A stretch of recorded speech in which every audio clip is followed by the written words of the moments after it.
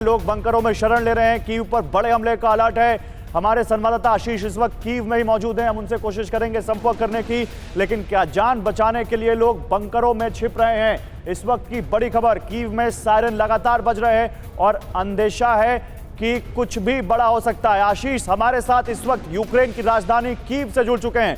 Poland से आशीष इस वक्त कीव पहुंच चुके हैं। सीधे चलते हैं इस वक्त आशीष के पास। आशीष, आप इस वक्त ग्राउंड जीरो पर हैं, लाइव है इस वक्त आप टीवी9 भारतवर्ष पर, और आप बता रहे हैं कि कीव में लगातार सायरन बज रहे हैं और लोग शेल्टर में जा रहे हैं। दिखाइए इस वक्त कीव में क्या हो रहा है और क्या जानकारी है।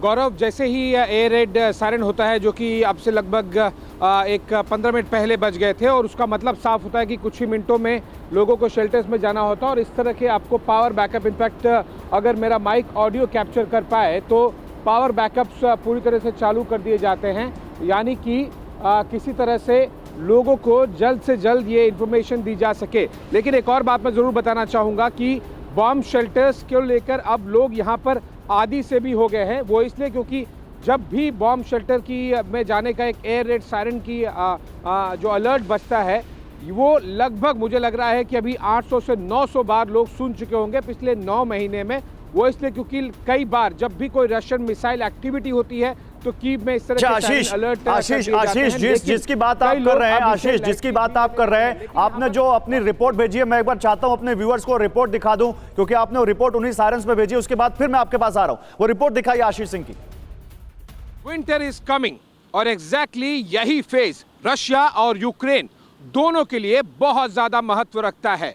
हम सबको रशिया की स्ट्रेटजी पता है, पूरे विश्व को रशिया की स्ट्रेटजी पता है, किस तरह से जनवरी के अंत तक यूक्रेन के पावर इंफ्रास्ट्रक्चर पर ज्यादा से ज्यादा और जल्द से जल्द डैमेज पहुंचाया जाए, ताकि विंटर्स के दौरान, यानी कि ठंड के दौरान, किसी तरह से वो घुटने पर आ सके बिना पावर के, बिना एनर्जी के। न केवल यूक्रेन बल्कि यूरोप और वेस्ट भी। लेकिन यूक्रेन की तरफ से भी यही फेज, यही स्ट्रैटेजी एग्जैक्टली ऑपोजिट तरीके से बनाई गई है कि अगले 2.5 महीने, यानी कि नवंबर के एंड से लेकर दिसंबर, जनवरी और फरवरी की शुरुआत तक किसी तरह यह अगला 2 से 2.5 महीने का फेज गुजारा जाए, क्योंकि उसके बाद लगभग 1 साल के लिए पूरी तरह से यूक्रेन, यूरोप और वेस्ट, इन तीनों को रशिया ना ही एनर्जी को लेकर और ना ही पावर को लेकर आर्म ट्विस्ट, यानी कि दबाव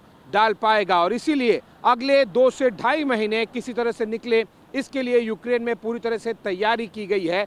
और इसीलिए हमें दिखाई देगा कि किस तरह से यहाँ पर तैयारी, चाहे वो इस तरह के बंकर्स को कंटिन्यू रखना हो, काफ़ी ज़्यादा बर्फबारी हुई है, उसके बावजूद इस तरह के बंकर्स और स्ट्रक्चर्स को मेंटेन किया गया है।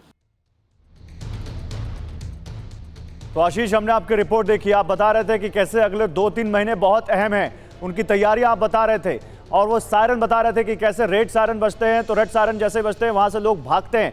अभी बताइए, यूक्रेन कीव पर हमले का अलर्ट, क्या अंदेशा है?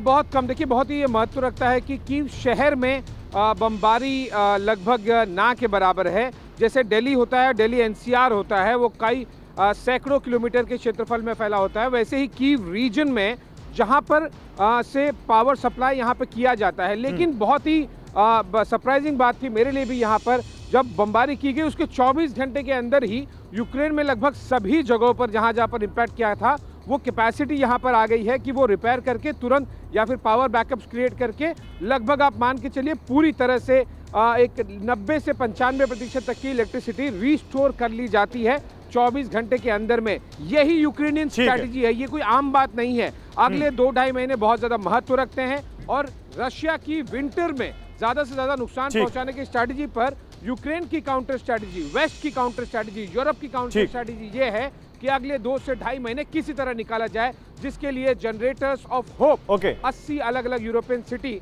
यहाँ पर ट्रांसफार्मर्स और जनरेटर्स भेज रही हैं। ठीक है आशीष।